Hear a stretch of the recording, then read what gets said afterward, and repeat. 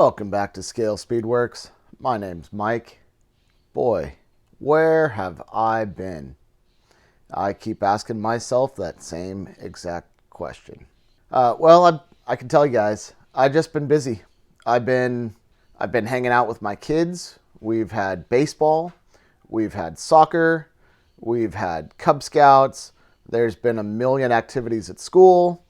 I've been busy with work. And sometimes it's just nice to take a day off.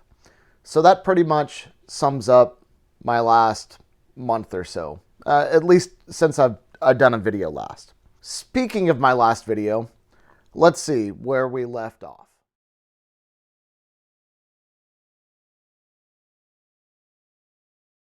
So we're letting everything air dry. It's been about an hour. All right, so I call that step 0. So step 0 is basically getting your parts out, seeing what you have, looking through your directions, and seeing the direction you want to go with your build. We washed the parts, we cut them from the sprue, we glued some stuff together. As you guys can see, we have paint on most of the parts here, including the engine. Now, this is easy. This is all spray paint. It's cheap Rust-Oleum spray paint that I bought at the big box store. And this is my favorite color to use as rust. This is my favorite color to use as rust, flat red. And I typically don't like the 2X spray paint just because it spits out so much paint that it's really hard to get a nice, smooth, flat surface unless you really have ideal conditions. And sometimes it will even cover up details. So you got to be real careful with the 2X. But anyway, that's the stuff I like to use as a base coat when I'm doing rust. Now, let's take a look at, boy, you can almost take a look at anything here. Let's take a look at the fender. So what I did after I let the paint dry, and this is the first time I've done this, but after I let the paint dry, it dried for a couple days, I sanded everything smooth with 4000 grit. And this stuff, it cleaned up real nice. I got lucky. I had ideal conditions to spray, and I just let the paint cure, and it did great. Now, this stuff on here, this is salt. This is ordinary, everyday table salt.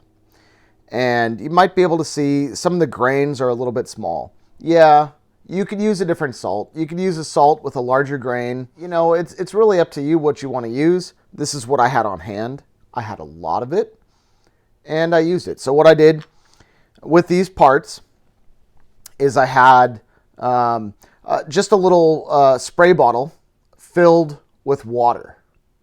And I bought this spray bottle, and I don't even know where it is right now. I bought it at the dollar store, so it cost me $1.25. All right, filled it with water. I sprayed the water on my parts, not here, but I sprayed water on my parts, and I let that water dry. Well, I let it dry a little bit, and then I had a container, a bucket, that I poured salt into. I got that salt, and I just sprinkled it over the top. Okay, now this is a little heavy, and we're going to knock that down later, but this is where we're at right now. This is just salt, all right? That's all that is. And I put a little bit on the wheels. Some wheels came out better than others. Okay, so I'm probably going to have to redo this, but it's not a big deal. It's just salt and water. That's all it is. And I did sprinkle just a little bit on the exhaust. Okay. I didn't put any on the beds. Not yet. And I might. I haven't decided. The bed sides. These are glued down. This is not painted at all. Not yet. And I don't really care about that right now. Not a huge concern. Not a huge deal. I planned ahead. This is all ready for paint though. And one of the things I did, again, This is going to be a weather truck. It's going to be beat up. One of the things I did, and you might be able to see it here, there's a light blue line along there. And that's from me bending the plastic down. So if I could get the angle right, you guys see that? There you go. That board, this step side, is bent. It's bent down. Why is it bent down? It's bent down from years and years of use. So this was easy. So these lines parallel, the connections parallel to where I was bending it. No issue there. I got the back side of my hobby knife, and let me get a pointer here, and I ran it straight down here a couple of times. These are already secured on. They're molded in place. So you gotta weaken that bond. So a couple of passes with the back of your hobby knife, that'll do the trick. Now this connection right in here around this corner, I had to make more than a couple passes with a hobby knife. I had to break that connection because this part is not going to bend this direction unless you break this connection here. This connection is perpendicular to the way you're bending it. So break this, cut this in here, not a big deal. It can all be glued back. And that's exactly what I did. I got some sprue goo and I spread that on here. Now sprue goo, I use this stuff. That to me extra thin. And when this gets down to maybe about a quarter of a container left, what I'll do is I will mix in some styrene from the styrene trees that the parts come on. All right. So once I've cut all my parts off, and this stuff that I use is white. I like using the white styrene. And we all have plenty of white kits laying around. And it's easier to blend in. Really, that's the key.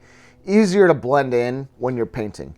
Now, I have no problem using a dark sprue goo, but I chose to use white. And I just think that's a better choice probably 95% of the time. But you just cut off your sprue, put the leftover in the container, you let it melt, and it does its thing. And then this stuff, it's nice and thick. All right. And that really what you do when you put it on a part, it does two things. It melts the styrene and it fills the styrene a little bit. Since that is melted styrene, it'll fill small cracks. So I use that to reinforce this, and this is absolutely solid. That is not going anywhere. Okay. But I definitely wanted to show some wear. So I, again, cut that away, bent it down, and now we got a nice angle on there. So that's that. What I'm going to do to knock down a little bit of the salt, again, it's a little heavy. I'm just going to get a Q-tip or a cotton bud and rub away salt where I don't want it to be. So that's where we're at there. So again, step 0 is your prep. Step 1, gluing your parts together. Okay. So you glue together what needs to be glued together. Things that you could paint together like this. I glued it together. I took care of my seam lines and I painted it all together. This is going to be airbrushed with acrylic paint. So I have this beautiful, beautiful, ugly, really, basil green color. And you guys can kind of see that in the cap. Okay, that's going to be sprayed over the exterior. I'm not sure what color the interior is going to be. I didn't get there yet. If you guys have suggestions, let me know. Leave them in the comments below. What color you think I should paint the interior? Most likely the interior is going to get some kind of light tan or leather color. So that's probably where we're going to go. All right, so here's the chassis. Again, this has been sprayed with a Rust-Oleum flat black. It is still tacky. Okay, and I only got the bottom side right now. But what I'll do is I will turn this and I'll paint the sides and I'll paint the top. The axles, again, I got the axles from the Revell 1976 Chevy step-side pickup truck. And what I did, you guys see that okay? I put these little blocks here on the end, and those are just lift blocks. They are 5 millimeters, which if you scale that up, turns out to be about 5 scale inches. So what that will do, again, the underside's not painted. I just painted this. This is still a little damp. What that will do is that will move, I move my fat fingers there, that will move the tire and the wheel lower from the chassis, so that'll sit lower. So that makes sense, right? Yeah. So that's kind of where we're at with this. Again, we're just getting started. I don't know when I'm going to get to painting this, but hopefully that happens in the next week or so. I do have a vacation coming up, so hopefully I'll have more time to work on this. This is not the only method for rusting. If you guys want to see an expert on rusting, a guy who has won awards for his rusted builds, go check out Mars over at Mars Garage. He has a really, really killer method, and it works for him. This is what works for me. At least I hope it does. That's where I'm at. I'm hoping to get another video out this weekend. We'll see how that goes. All right, you guys, take care. Thanks for subscribing. Thanks for your support. And I will see you on the next one.